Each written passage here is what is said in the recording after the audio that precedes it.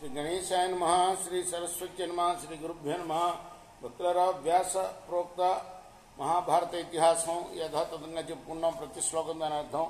ఇందులో భాగంగా నిన్నటి వరకు ఆది సభారణ్య విరాట ఉద్యోగ భీష్మ ద్రోణ కన్న శల్య సౌప్తిక స్త్రీ పర్వాలనే 11 పర్వాలు పూర్తి చేసి 12వదైన శాంతి పర్వంలో కూడా 226 అధ్యాయాలు పూర్తి చేసి 227వ అధ్యాయంలోకి వచ్చాం.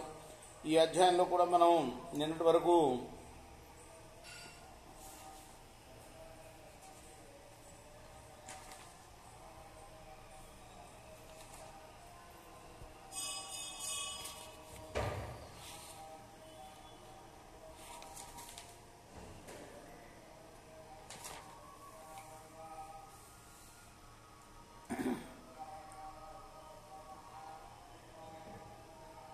తొమ్మిదవ శ్లోకం వరకు చెప్పుకున్నాం. ఈ రోజున 40వ శ్లోకం నుండి కొనసాగిద్దాం. 55వ శ్లోకం వరకు చెప్పుకున్నాం. ఈ రోజున 56వ శ్లోకం నుండి కొనసాగిద్దాం. కొనసాగించే ముందు వ్యాసుల వారిని ప్రార్థన చేసుకుందాం. వ్యాసాయ విష్ణు రూపాయ వ్యాస రూపాయ విష్ణవే నమో వై బ్రహ్మనిధయే వాసిష్ఠాయ నమో నమః. నారాయణం నమస్కృత్య నరం చైవ నరోత్తమం దేవీం సరస్వతిం వ్యాసం తతో జయముదీరయేత్. జయమని ఒక్క భారతాన్నే కాకుండా అన్ని పురాణాలు కూడా జయమని అంటారట. అర్థమైందా? ఎందుకంటే భాగవత ప్రార్థన శ్లోకాల్లో కూడా నారాయణం నమస్కృత్య నరం చైవ నరోత్తమం దేవీం సరస్వతిం వ్యాసం తతో జయముదీరయేత్. దానికి ఏమిటయ్యా కారణం అంటే కా దగ్గర నుంచి కాక్క గాఘ ఇஞ చా ఛ జా ఛ ఇన్ని కదా. ఆ జా అనే అక్షరం 8వది అవుతుంది. అలానే యారా లావాల్లో యా మొదటిది అవుతుంది. సంస్కృతంలో ఎట్లా ఉంటుందంటే భాష ఇప్పుడు హిందీలో మనం ఎట్లా ముందు క్రియ తర్వాత సబ్జెక్టు వస్తుంటుందో అట్లా ఉంటుందన్నమాట. కాబట్టి 1 8 యా అనే అక్షరం 1, జా అనే అక్షరం కా నుంచి 8 ఈ 18. కాబట్టి 18 అనేది చాలా ప్రాముఖ్యమైన ఇది. పురాణాలు కూడా 18 మహాపురాణాలు కదా, దానికోసం కూడా వాడతారు అని చెప్తారు. అంజనానందనం వీరంజానికి శోకనాశనం కపీశమక్షంతారాం వందే లంకా భయంకరం సదా నింబవృక్షస్య మూలాదివాసాత్ సుధాశ్రావిణం తిక్తమప్యప్రియంతం తరుం కల్పవృక్షాదికం సాధయంతం నమామీశ్వరం సద్గురుం సాయినాథం సమర్థ సద్గురు సాయినాథ్ మహారాజ్ కీ జై. ఈరోజు బాబా సమాజ్ చెందిన రోజు, గురువారం కలిసి వచ్చింది, మహత్తరమైన రోజు. సర్వైక్రతు శతైరిష్టం నత్వమేక శతక్రతు సర్వే ధర్మపరాశ్చాసన్ సర్వే సతత సత్రిణః అంతరిక్షచరాः సర్వే సర్వేభిముఖయోధినః. ఇంద్ర బలిచక్రవర్తి అంటున్నాడు, 100 యాగాలు చేసిన వాడివి నువ్వు ఒక్కడివే కాదు,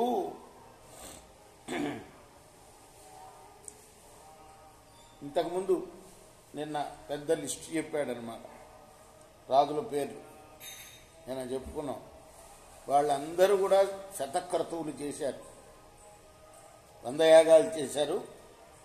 వాళ్ళందరూ కూడా ఎప్పుడు యజ్ఞదీక్షితులే, అందరూ గగన సంచారులే, అందరూ శత్రువులను ఎదుర్కొన్నవారే. సర్వే సంవననోపేతాః సర్వే పరిఘ బాహవః సర్వే మాయా శతధరా సర్వే తే కామరూపిణః. వాళ్ళందరూ కూడా బలమైన వాళ్లే, లోహ దండాల్లాంటి బాహువులు కలవాళ్లే, అందరూ 100ల కొలది మాయలు తెలిసిన వాళ్లే, అందరూ కామరూపులే. సర్వే సమరమాసాద్య నశ్రూయంతే పరాజిత సర్వే సత్యవ్రతపరా సర్వే కామ విహారిణ. వాళ్ళందరిలో ఏ ఒక్కరు కూడా యుద్ధం చేసి ఓడినట్లుగా వినలేదు నేను.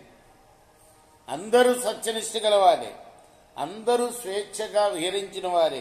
సర్వే వేదవ్రతపరా సర్వే చైవ బహుశ్రుత సర్వే సమతమైశ్వర్యం ఈశ్వర ప్రతిపేదిరే. అందరూ వేదవ్రతాసక్తులే, అందరూ బాగా చదువుకున్న వాళ్లే. అంటే రాజుల పేర్లు ఇవన్నీ చెప్పింది. రాజులు కూడా వేదం చదువుతారు బ్రాహ్మణులతో పాటు. అందరూ పాలకులై మనోవాంఛాసిద్ధిని పొందిన వాళ్లే. నైశ్వర్యమదస్తేషాం భూతపూర్వో మహాత్మనాం సర్వే యథార్థదాతారః సర్వే విగతమత్సరః. ఆ మహాత్ములకు ఎవ్వరకు ఎప్పుడు ఐశ్వర్య గర్వం లేదు నీకున్నట్లుగా.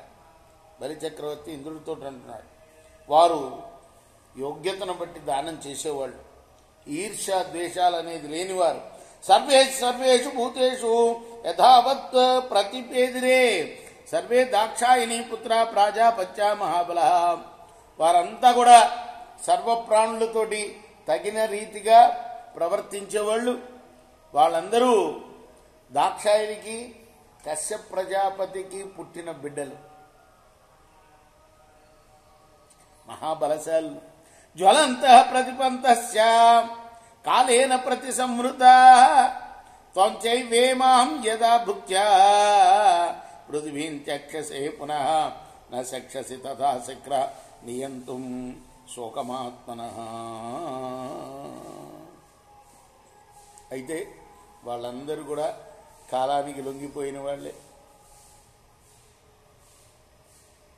కాబట్టి నువ్వు కూడా ఇంద్ర అనుభవించి వెళ్ళిపోవాల్సిన వాడివే. ఎప్పుడు ఉంటాను, ఎల్లకాలం ఉంటానని అనుకోకూడదు. కాలం ప్రకారం వెళ్ళిపోవాల్సిందే. నీ కాలం సమీపిస్తే నువ్వు వెళ్ళిపోతావు.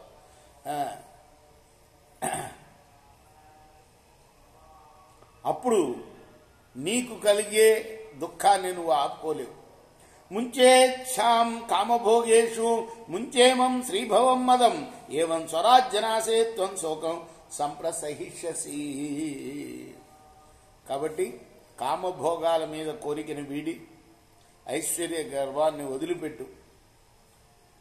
అప్పుడు నువ్వు రాజ్యాన్ని కోల్పోయినా తట్టుకోగలవు. శోకకాలే శుచోమాత్వం హర్షకాలే చ మాకృచ అతీతానాగతం హిత్వా ప్రత్యుత్పన్నేన వర్తయ. శోకం వచ్చినప్పుడు శోకించవద్దు, హర్ష సమయంలో పొంగిపోవద్దు. అంటే ద్వంద్వాతీతుడు కమ్మని చెప్తున్నాడు అన్నమాట. సుఖ దుఃఖాలని సమానంగా స్వీకరించాలి. భూతాన్ని భవిష్యత్తుని వదిలి వర్తమాన కాలంలో లభించిన దానితోటే జీవించు. నువ్వు ఏది ప్రాప్తమో అది నాది అనుకో. అంతేగాని ఏదో రావాలి, ఇంకా రావాలి, ఇంకా రావాలి భూతకాలంలో అని అనుకోవద్దు. మాం చేదభ్యాగత కాల సదాయుక్తమతేంద్రియ క్షమస్వ నచిరాతింద్ర త్వమప్యు ఉపగమిష్యతి. ఇంద్ర, నేను ఎప్పుడు కూడా జాగరూకతతో ఉంటాను. అయినా అలసత లేని కాలం నన్ను కూడా ఆక్రమించింది, నిన్ను కూడా త్వరలో ఆక్రమిస్తుంది. ఇలా అంటున్నందుకు నన్ను క్షమించు సుమా అంటున్నాడు బలి చక్రవర్తి ఇంద్రుడితోటి. రేపు మనం 67వ శ్లోకం నుండి కొనసాగిద్దాం. కృష్ణార్పణమస్తు. సాయి కృష్ణార్పణమస్తు. స్వస్తి ప్రజాభ్య పరిపాలయంతాం న్యాయేన మార్గేణ మహిమీశా గో బ్రాహ్మణేభ్య శుభమస్తు. నిత్యం లోకాః సమస్తాః సుఖినో భవంతు.